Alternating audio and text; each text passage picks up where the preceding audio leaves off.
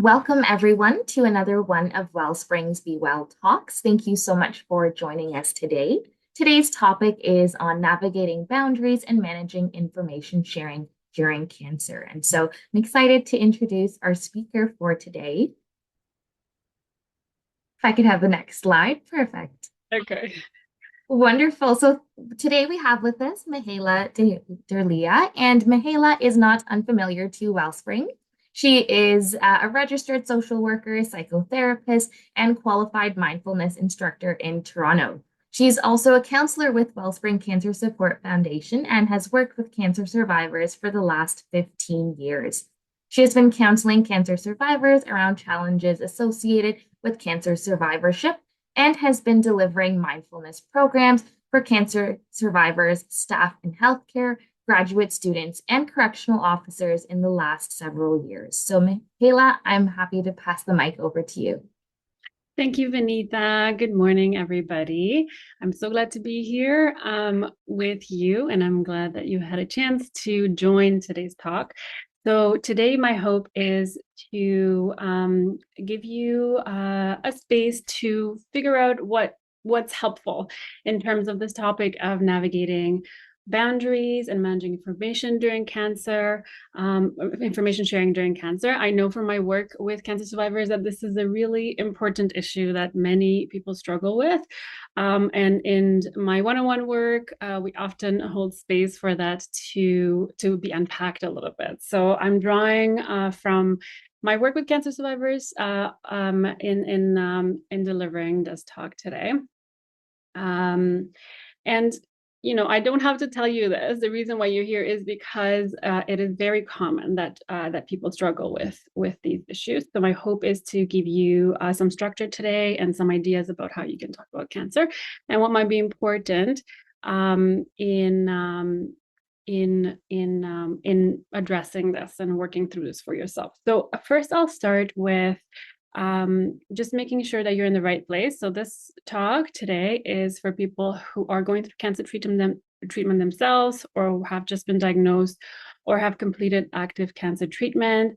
It's not for caregivers. So if you are here because a loved one is going through cancer, you're not in the right place. This talk is for people who are managing their own cancer journey and navigating through these issues around how to talk about cancer, okay? So I decided to give this talk partly because it is such a relevant topic, but also I wanted to start by asking, have you experienced anybody giving you this feedback? Stay positive when they hear that you have cancer. My aunt had that. Or you look great, or at least you didn't get cancer, or didn't get this other kind of cancer that to them seems worse. Or you're so courageous. So maybe yes. So in the chat, if you can just say yes or yeah, thank you. I can see some answers that people have encountered. Yes, some of these. Yes, yes, yes. Okay, good. Yes, all of the above. Okay, thank you. Thank you for your participation. So um, this talk is hopefully we're going to give you some ideas about how to manage some of these responses that perhaps are not so great or don't land that well or are not that welcome. And my hope is to give you lots of examples of words that you can use, ideas you can try, so that you can figure out what works for you. Okay. So today, what we'll be talking about first is we'll be talking about what to consider before talking about cancer. Then we'll be looking at what to consider when talking about cancer. So if you decide to share, who to share with, what to consider with that. And then identifying your own intentions about sharing, your comfort level of sharing, and identifying some boundaries that might be helpful for you to set, setting the boundaries, and then upholding the boundaries. Okay. So that is the agenda for today. So again, I'd like you to take a moment to ask you to share in the chat, type one word that describes why you want to talk about cancer. Why is it important to you? to talk about this. So it's not that it's not important to talk about cancer, but everybody has perhaps different reasons. So I'd like you to share one word in the chat why you want to talk about cancer. And my hope is to also create a little bit of an environment where other people can see, where everybody can see other people's answers, so you can get a sense that you're not alone. Okay. So support, managing the narrative, empathy, patience. People are not helpful, they're ignoring and not offering support that I need. Yep. To create some understanding, to get some ideas, to get some support because I'm experiencing fear, I'm scared, to connect so they understand, to lessen the worry that my loved ones have for me. Yes, that's beautiful. We'll address that. Don't want to be secretive, just sharing, the understanding, so that you can let go and not dwell on it.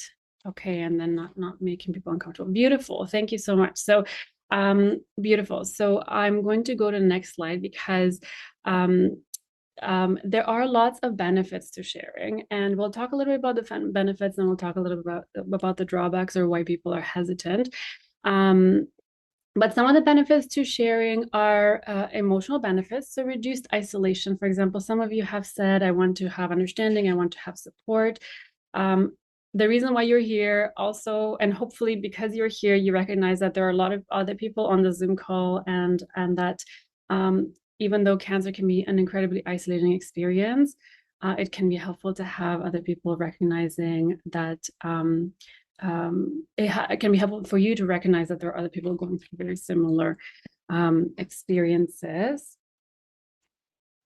You can have some emotional relief. Some of you have said that I'm scared, I want to talk. It's hard for me to hold this on my own. So having some validation and emotional relief for experience. So if you are, being heard can make your fears and anger and sadness feel a little bit lessened, right? And sometimes it's really helpful for emotional processing. So sometimes, we feel really overwhelmed, and only when we hear ourselves talk, do we recognize what is happening and have enough clarity to work with it. So it can be helpful for emotional relief, validation, processing.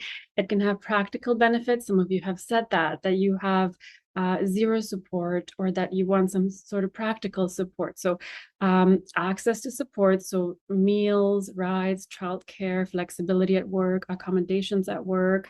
It can help us set clear expectations to people. So, my energy level is lower than usual because of treatment. I might not be as available, or my mood is a little wonky these days. I'm having more dark days. So just having clarity and setting expectations, and managing the expectations of other people. And then it can improve communication and prevent miscommunication, right, with loved ones. So it can help us deepen trust and closeness. Even when conversations are difficult, it can help with coping, of course. The emotional piece is very big.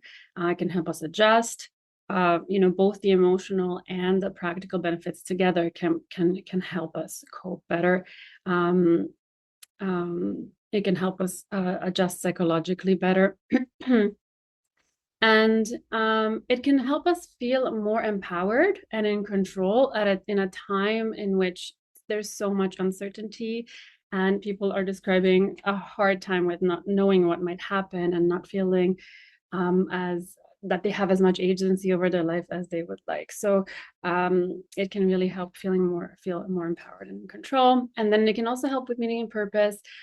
Some people want to share because they want to be a role model for other people who might be going through this, or they find it upsetting that we live in a society in which we sort of are feeling silenced a little bit about things that are not just positive. So they want to create a space in which we talk about the harder things, the struggles, the fears. And it can also help, again, and make people make sense of the experience. Okay, so I'm going to ask you now to share one word in the chat that describes how you feel, why you're feeling hesitant or scared. So, what are your concerns when you're thinking about talking about cancer? And some of you might feel know this very clearly, and others might not know. You just know that you're feeling overwhelmed, and you don't know what you might expect, and you don't know why. And so, hopefully, hearing other people's answers and also this talk might help tease that apart a little bit. Yes, so stigma, of course, that's a really good one. Managing others' emotions. I'm loving that you mentioned that. We will talk about that in this talk. Ghosting, yeah. So knowing that some people don't know how to answer, and so um, don't know how to have those conversations, so they might just disappear. Um, People reacting in a way that makes me feel worse. So maybe they're pitying me or they see me differently. Um, so that is a real concern. Scared that it might open up bigger emotions. Yes. Yes. One, confidentiality and discretion. So privacy, of course, and not intrusion, right? You might feel compared to other people, getting negative energy from other people.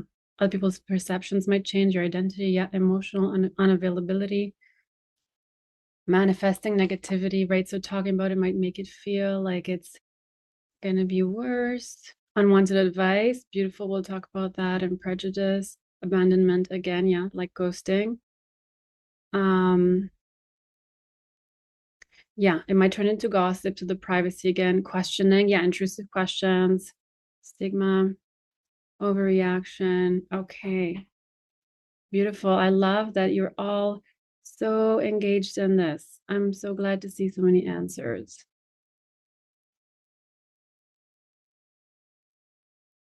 Having your cancer downplayed, well-meaning reactions, but confidentiality, yes. Additional stress, feeling minimized, pity. Okay, I think I lost my trail here a little bit. I might have skipped a few of them, but beautiful answers. Thank you so much. That's a lot of really comprehensive reasons why people might be hesitant to share and what you might want to consider before. So one that you have many of you have mentioned is fear and uncertainty, right? So cancer itself brings a lot of unknowns and fear of uncertainty. So about treatments and outcomes and the future. And so talking about it make it feel worse for you. Like talking about your fear may make it feel more real and overwhelming. And then we'll get to it later, but it might also bring up other emotions in you and in them. So another concern is protecting others. Some of you have mentioned this, that you might have to manage other people's emotions. You might not have the bandwidth for that. We don't want to upset our families or friends. We want to, some of us feel really protective about them and maybe blame ourselves for the experience and don't want to create more negative experiences for others. So we hold back from that, right? Or we might be concerned about that. Or it might feel like emotional labor. Might feel pressure to manage other people's reactions, comfort them, answering their questions, reassuring them. And but you are already carrying so much of this, so that's a lot of pressure. um Loss of identity or control. Some of you have mentioned this, that they might look at you differently, they might treat you differently. At work specifically, that lots of people have, it's very common to have this concern at work, right? Like, how will my boss see me? How will my coworkers see me? I don't want to be seen as a sick person. I also want to leave space for other things in my life. So if all I talk about is cancer, then who am I anymore, right?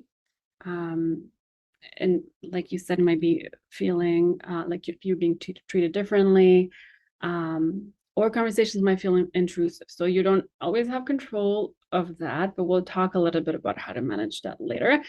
Stigma and misunderstanding. I'm so glad someone mentioned stigma, because this is sort of an overlooked piece, but it is still very real for many people. And it comes hand in hand with pity and awkward reactions, and like you said, ghosting or being rejected or abandoned, being treated differently. Um, you might encounter unhelpful responses like just stay positive, like we said at the beginning, or at least it's treatable, um, or intrusive advice or stories, awkward silences. Yeah, all of these can be more misunderstanding. Like you're looking for support, but you're getting more misunderstanding.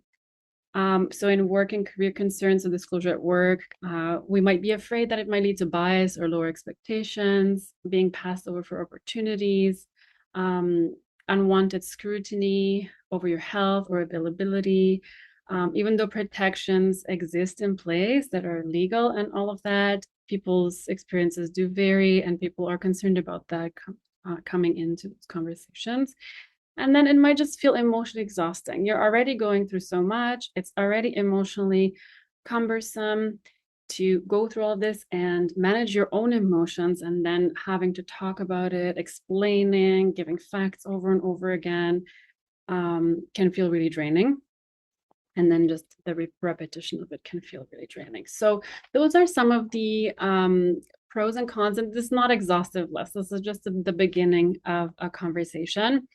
Oh, I see the audio is cutting out for some of you. Vinitha, can you I just hear speak to? your, yeah, I hear your audio. I think you're okay. Okay, thank you. Thank you. Maybe I'll move a little closer. Okay. Um, so we'll move on to what to consider when talking about cancer. So here are some of the things we'll be breaking this down into. So we'll talk about if, so kinds of sharing, different kinds of sharing, why, your intention, how much, so your comfort level, and when and how, the boundaries. So first we'll talk about if. So I'm gonna do a little quiz for you. It's almost a little bit like a personality quiz, but not quite. Just a small way of starting to think about what are the different kinds of sharing.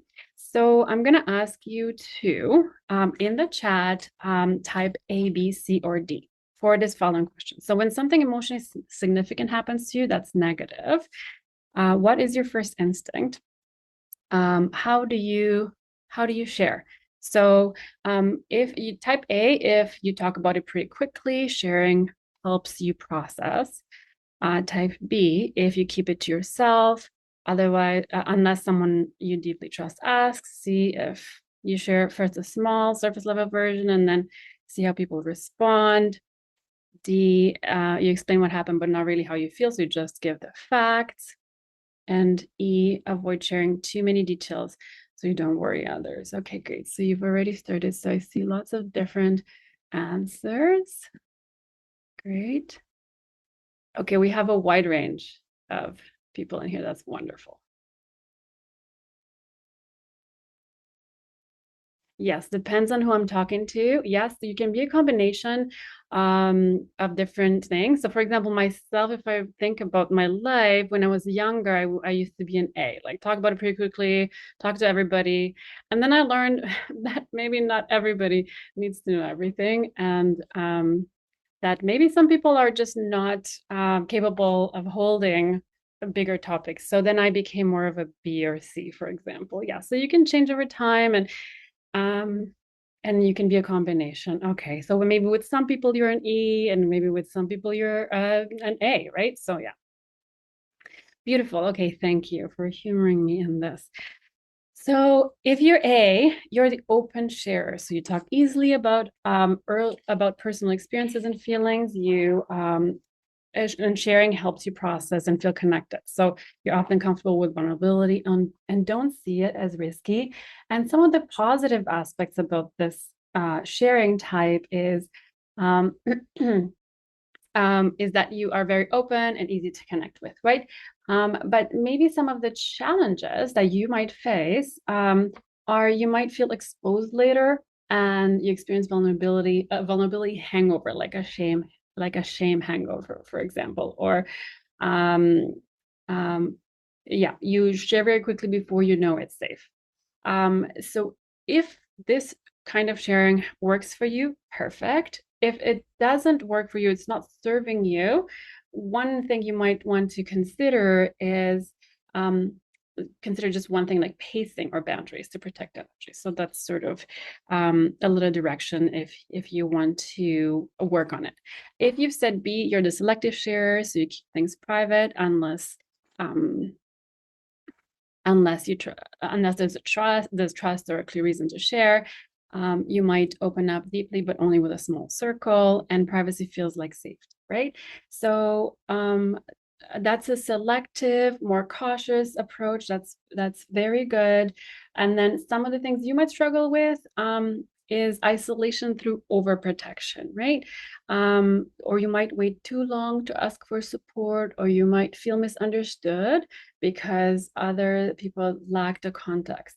So if this works for you, great, nothing to be done. If you want to work on massaging it or changing it a little bit, that invitation might be and identify one or two safe people earlier rather than managing everything solo.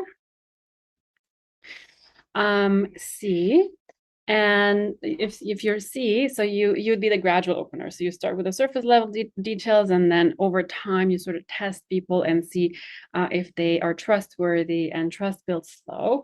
And the challenge you might face if you're a C is you might mislead people in how serious things are. So you might confuse others. And you might feel frustrated when support doesn't match your needs. So a growth edge, if you choose to work on it, if you feel like this approach doesn't quite work for you, is thinking more clearly about what the signals are about what you need. So thinking about your needs, we'll talk about this in today's talk, and sharing in small steps, but thinking clearly about your needs so that you can ask more clearly.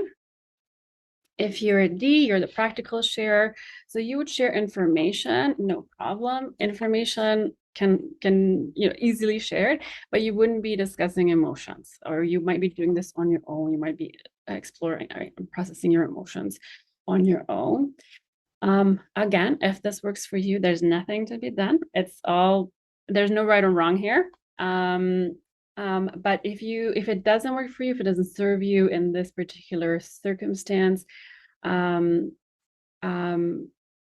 um, again, so one of your challenges, same with the previous one, might be that you are not giving clear signals of what your needs might be. So you might be circumventing and bypassing some support that you might be able to receive if you were to share more clearly. You might be perceived as handling it well. You talk to people and you have the information, you give them the information, and you seem very well composed, but everything's happening internally. And so so you miss some opportunities to get some emotional support, basically. So adding one feeling word would be helpful if you want to sort of challenge yourself and step out of this model a little bit. And then the last one, you're the protector. Some of you have said this at the beginning, that you want to protect people. You're the protector. You hold back to avoid burdening others, and you might minimize or deflect personal struggles because you feel responsible for other people's comfort. And some of the challenges with this one is that you again might miss opportunities for support, and you might end up feeling more lonely and resentful, even though you appear strong to people. You might minimize your symptoms or struggles. So you might reassure people instead of expressing what's actually happening, which might be harder, like fear. So if this works for you, great. If it doesn't, one invitation might be to recognize that allowing others to help is not actually burdening others. It creates shared strength. So the idea here, and I have very many clients that I've worked with who are in this stuck place of being afraid to share with, or to really be honest about their struggles because they want to protect their families and loved ones. And one of the things that's helpful for them to hear is that we actually gain a lot of health benefits from giving. So when we receive, it's great. We feel less isolated, more connected. But when we give, there's a kind of fulfillment that we get, and there's a lot of health benefits to giving. So if you can share some struggles. You basically give people the opportunity to feel helpful to you, which is helpful for them too. So it's sort of a flip side of looking at it, and that you're not burdening others. You might also give them the opportunity to feel helpful to you, which they might probably feel helpless as well. Circumstance. Okay. So these are some kinds of sharing. So I'm glad to see that there are there's so much diversity in this group today. Um, and let's move on to talking about intentions. So now that you know what kind of sharing you usually gravitate towards, what your bias is, what your natural state is, I'm going to ask you to start thinking about what's your intention. What would be your intention to why you want to talk about cancer? So this is not an exhaustive list, but it's just some of the more common ones. So there are four main intentions that I'm going to talk about, and the first one is emotional support. So I would want comfort, understanding, and a space to be honest about how I'm feeling, right? I want the emotional support. I want people to see, to help me process this because it's too big. Um, Another one is practical support. I would want help with logistics. So I don't need emotional support. Like I have my therapist for that, or I have my own way of dealing with that. But I would like meals, rides, childcare appointments, coordination. I want accommodations at work. I just want practical support. Your intention might be being a role model, like I said at the beginning, the meaning and purpose piece. You want your experience to help others and feel less alone or more prepared. Um, or you want to provide context. So this is different than practical support because you're just wanting to prevent miscommunication. You're not asking for it needs to be met. You're not asking for practical support. You're just wanting people to understand the changes in your energy and behavior or availability or capacity. And that is your intention. So perhaps take a moment and think about what are the intentions that resonate for you, and they might be different for different people or different for different circumstances. But think about emotional support, practical support, being a role model, providing context. And so here are some examples to translate into needs a little bit. So one example would be, I would really love some practical support with meals and rides. So that would be practical support, right? Or, thinking about how you might talk, thinking about how to be clear about what you need. Can I just call to vent? So that would be emotional support. Or you might have a need that might have a need about minimizing the cancer topic, even though you want to share about it, but keeping it to a minimum so that you can still have a sense of normalcy in your life, that you're not just reduced to being a cancer patient and nothing else. And that might be providing context. So these intentions can map onto your needs. And so if you think about your intention, it might be helpful to sort of translate that into how you can ask for what you need. So if you want emotional support, you're just calling to vent. If you want practical support, you're calling because you want them to give you a ride, not because you want to talk about how horrible it is. And so if you're clear about your intentions and your needs, it might help reduce some miscommunication, is the whole point here. So let's talk a little bit about the comfort level. So how much to share. And again, there's no right or wrong, and it can be different for different people.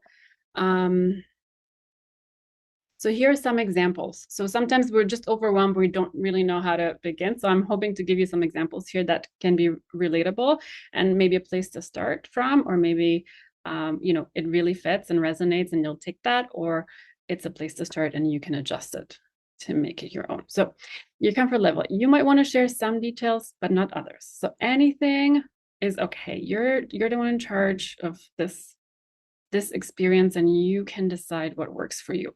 You might decide you want to share with some people, but not others. So you might want to say that you want to share with family and loved ones, but not work colleagues. Or yeah, you want to share with just your spouse, but nobody else. Or you want to share, you don't want to share with your kids, or you want to share with your kids. All of that is okay. Um, another comfort level might be about energy level. So based on your energy level, like you can give yourself permission to say, on a good day when my energy is like 5 and up out of 10, I can talk about it. But when I'm a 4 or less out of 10, I'm not going to talk about it. Um, so your comfort level might be about privacy. Some of you have talked about this. So it might be okay. So your comfort level might be that you're okay for others to share, but not yourself. So to say, you know what, I don't want to be the one giving updates to everybody. It's too exhausting. So what I'm going to do is I'm going to put the updates in a newsletter. I'm going to send it, or I'm going to put the updates in this WhatsApp group, and I don't want to be asked follow-up questions, or I'm just going to assign a person to share the updates for me. Or you want the opposite, where you are in charge of who knows, and it doesn't turn into gossip, like someone said. And you ask them to keep it private. So your comfort level is you're sharing, and you ask them to keep it private. And this is lastly, you might want to just give yourself permission to readjust depending on how it goes. So these are just some things to think about your comfort level in sharing. But it can be completely up to you how you want to go forward with that. Okay, so here are some examples. At work, it might be about providing context, but only to your supervisor, or it might be with trusted coworkers. It might be about the emotional support, so that you can build strong relationships. With loved ones, it might be about sharing openly to help you process. With loved ones, it might be only sharing facts in the setting to try to keep a sense of normalcy. So all of that is okay. It's all up to you. Okay. So we've talked about your comfort level, and hopefully you have some ideas about how to start thinking about that. So we'll talk about some boundaries here. So this is a time, if you found any of this sort of relatable and useful, perhaps to grab a pen and paper. I'm about to give a lot of examples of what you can say to set your boundaries, what you can say to uphold your boundaries, and what you can do. So this is maybe the more practical part of our talk today.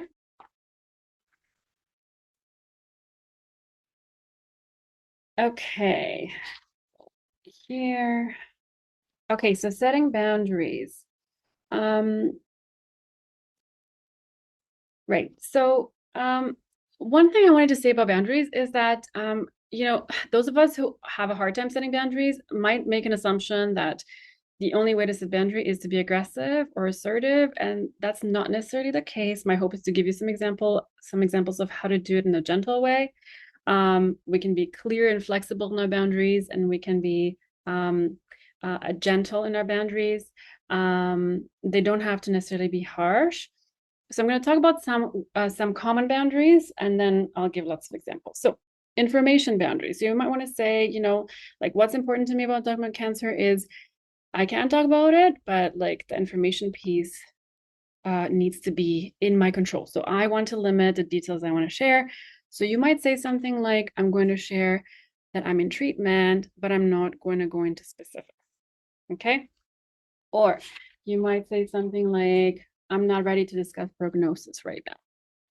Or you might say, I'll share updates if and when I have them. So all of that is up to you, and that those are ways to set information boundaries. Question boundaries. So you might want to redirect or stop intrusive questions. Some of you have talked about, being afraid of being bombarded with questions and then losing your privacy. So you might say something like, that question feels like too much for me today, or thank you for your concern, but that's not something I'm able to talk about yet. Or sometimes talking too much about it makes me tired, and I'm trying to save my energy today.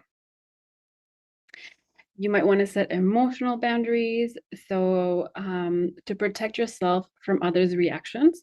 So you might want to say something like that. I need conversations to stay calm and grounded right now, just because of everything that I'm going through, or I don't have the energy to comfort other people right now, or I can't hold other people's sphere on top of my own right now. So those are some things you can say. We'll move on. Advice and positivity. Some of you have talked about you don't want advice, you don't want people's stories. So you might want to limit unsolicited advice or toxic positivity. So you might say something like, I'm not looking for problem solving, just to vent. This is usually a very helpful thing to distinguish. I'm not looking for problem solving. I'm just looking to vent. So you're not asking them to give you advice. Oops, going back here. Or I appreciate that you want to give me more information, but sometimes I get overwhelmed with too much information. So please, I'm going to ask that you don't suggest any treatments or stories unless I ask. Is that okay? It helps more when you listen and empathize with my situation than when you try to help me problem solve. So I'm looking for that space to vent. You might want to set boundaries around updates. So you might be comfortable telling people that you are going through cancer, but you might not be comfortable being asked about updates all the time. It might be too overwhelming. So you might say something like, I won't be giving regular updates, but I'll reach out if something changes. Oops. Or I'm using one person or group to share updates. So here's the group, or texts are easier than phone calls for me right now. So yeah, so then you're a little bit more in control about when and how you give updates. You might set boundaries on time and energy. So limit when and how long you talk. So you can say something like, I can talk for about 10 minutes today. That's what I have energy for. Or today isn't a good day to talk about cancer. Or I need to change the subject. I hope that's okay. Sometimes just hearing the words is helpful because it almost gives us permission to use those words. So my hope is that some of these are helpful and relatable to you. So you might want to set boundaries about privacy and sharing. So control who else is included. Some of you have said this, right? That turned into gossip. So you can say, please don't share this with others without checking with me first. Or I'm not ready for this to be public. I'm not ready for this to be public. You might want to set relationship boundaries. So if you notice that someone doesn't have capacity to hold space for the things that you need from them, or they try to be helpful to you, but you experience this as pity, and so that's not really working, you can say something like, I need you as my normal friend now, not my cancer friend. I care about you, but I think I need a therapist to process this with that. You might want to set work specific boundaries. So keep professional roles intact. So I'm sharing this for scheduling purposes, and I'd rather not delve into details at this time. And I'm capable of my role, and I will let you know if I need accommodations, right? So this is the boundaries around work. And again, I assume that some of you have a hard time setting boundaries if you're in this talk, some of you maybe. So one tip, which you will have seen in all of these examples, is that you can start with maybe thanking them for something or giving a compliment, like, I really appreciate you as my friend, or I see that you're so concerned, you really want to help, and then set your boundary. That can help make it a little less harsh. Or you can sort of not blame the person, but blame the circumstance. Say, like, my energy level is so low right now, I really do not have space for this today. It's not you, it's just my energy. Okay. Okay, so here are some examples. I'm gonna go real quick because I want to have some time for questions. So here are some examples of, again, how you can uphold boundaries if they've been crossed. I know you care, but that question's too much, too personal for me right now. I like to focus on how I'm feeling today. I'm not ready to talk about that yet. Can we stick to something less detailed? I prefer to keep that private for now. I hope that's okay. Boundaries to be upheld, that are if someone shares your news, right? So I appreciate your concern, but I wasn't ready for others to know yet. It's not a big deal, but please check with me next time. I'd like to share updates myself first, if that's okay with you. I recognize that you didn't think it would be private information. Thank you for respecting that.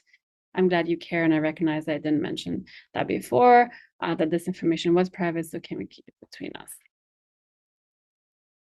If you feel overwhelmed mid-question, okay, thank you. I just see a message that it's okay to go over time. I'm not going to rush them. Um, um, okay, if you feel overwhelmed mid-question, I need a short break. Can we pick this up later? This conversation is a bit much for me right now. Can we switch topics? I'm feeling overwhelmed. I need a moment to breathe before continuing.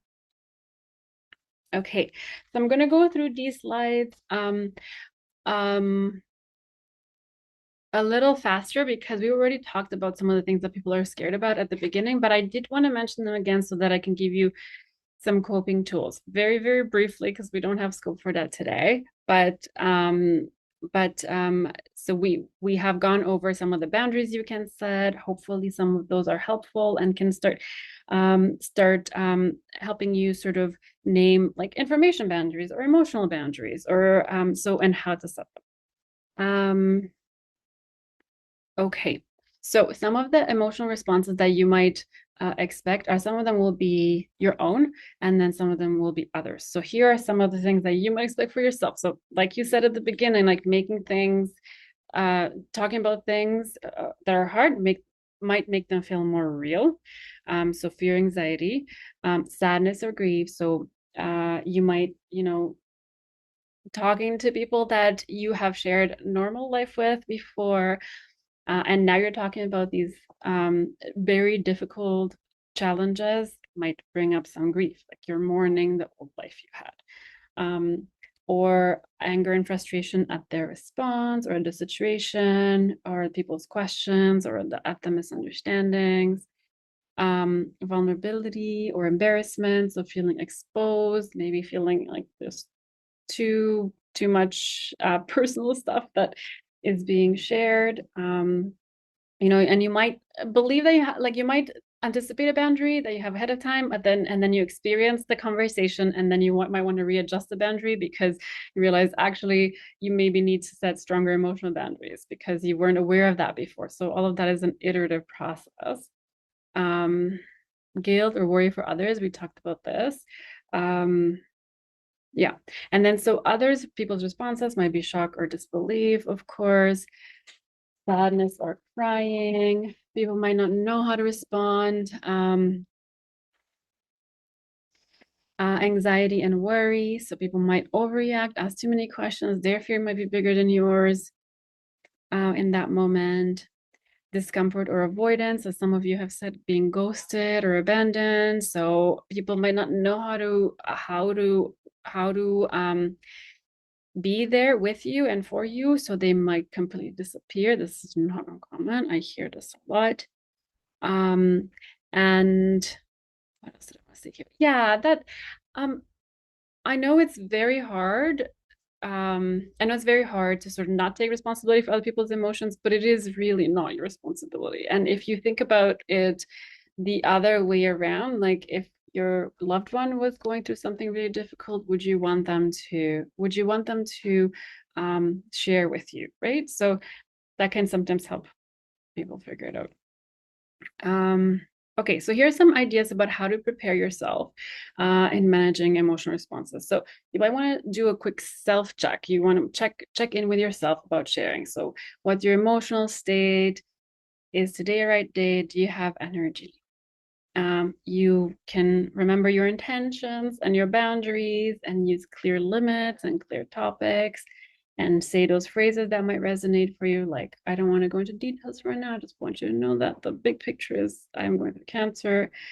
Or I need to pause and change the subject.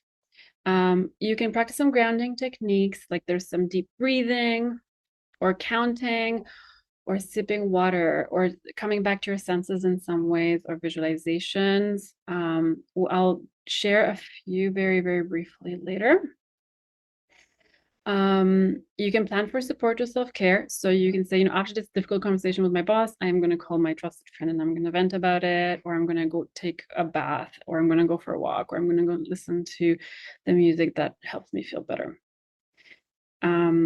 Emotions are really normal, and it is a really big and common part of talking about cancer. So, you know, it's that you have had big emotions and other people will also have them. So that makes sense and that's to be expected. Um, and then pacing yourself. So, breaking the conversation perhaps up into shorter pieces. So, again, based on your energy level, say, I'm going to talk a little bit about this, but only for 10 minutes, and that's it. And so we can pick this up another time. So here are some ideas about how to work with difficult emotions. So if you have found yourself reacting in a way that feels maybe in hindsight like you're not like not that you're not as proud about, or you'd like to apologize, so just apologizing if you reacted emotionally. Likely people will understand. People know that when we're going through a hard time, everything might feel a bit wonky. I'm sorry I seemed short earlier. I'm dealing with a lot, and I needed a moment to collect myself. Clarifying your needs. I am feeling a bit overwhelmed. What I really need is support. So, and let me let myself talk things out rather than problem solving, and resetting a connection. So this is the repair piece. I like acknowledging that something's happened. If there's been a rupture, saying what you need, and then coming together, right? Coming together in your goal. Your goal is to continue that relationship, continue staying connected. So let's both try to make it work. If you've struggled with strong emotions, or a disagreement or some sort of rupture when talking, so here are some things you can ask yourself: which boundary was crossed? Maybe it was like the questions boundary, like I let them ask many questions, and maybe that's what I need to set sooner next time. Could have communicated that more clearly. Um, what emotions came up for me and why? Maybe there was anger at them, or maybe there was jealousy, or maybe there was resentment that they didn't offer to drive me. Did I notice triggers or patterns? So yeah, so maybe there is a pattern here that I keep noticing resentment with people. And then from there you can ask yourself, like, what's the need underneath, and how can I communicate that? How can I prevent this boundary crossing in the future? And are there phrases or limits I can prepare in advance, right? So these kinds of reflections can help you prevent more miscommunication or more distress in the future. Who feels safe to talk to next time? And then what helped me feel better afterward? What support or coping tools work or didn't work? Okay, I know we're going through a lot of information. I'm sorry. Okay, so we're almost done though. So this is the last useful slide. It's the coping tools. So there's many different kinds of breath work. This is only one. It's a grounding breath. It's inhale and count to 4, hold, count to 4, and exhale, count to 6. And counting and exhaling for longer than the inhale stimulates the parasympathetic nervous system, which is the part of our nervous system that induces relaxation. So this is supposed to be a relaxing breath. You can do grounding, a sensory grounding exercise, which is noticing 5 things you see, 4 things you feel, 3 things you hear right now, and that brings your attention back to here and now, which is the sensory grounding piece. So these are things to do if you are feeling really dysregulated, if your emotions are really high after a conversation, okay? Or taking short breaks. Say, I need to step outside, or going through a washroom, sipping some water, or stretching, journaling, maybe writing 1 or 2 sentences about how you feel, just to acknowledge that and honor that. And then, trusted. So accessing a trusted person, text or call someone who gets it. Okay, so I think, yeah, so that is the last part. That's the last part of information. And so here we're getting to the end, but I just wanted to say that there are affordable counseling places that are accessible to people in Toronto, and here are the ones that I would recommend. So the first one is called Ontario Structured Psychotherapy Program. It's CBT based, and it is self-referral. You can just go and refer yourself. You don't need your doctor to refer for you. The best way to access this is to Google Ontario Structured Psychotherapy Program, and then you'll find your region. CouchMD started during COVID and it's OHIP covered. TeleCBT also started during COVID and it's OHIP covered. And MDPAC, MDPAC is the Medical Psychotherapy Association of Canada. And here you find a list of physicians who also practice psychotherapy. So you would sort of go through a list yourself and find someone in your region, and if you sort of find that they're a good fit. But that would be also OHIP covered because they're doctors. And then there's a find a student therapist website, which would be student therapists, the people who are training, but they would be under supervision of someone who's more experienced. So if you're looking for counseling that's more long term and affordability is an issue, these are some resources. And that is the end of my slide. Here's my email address if you'd like to connect and ask any questions. I'm happy to answer by email, but there's also a few minutes at the end now to ask questions.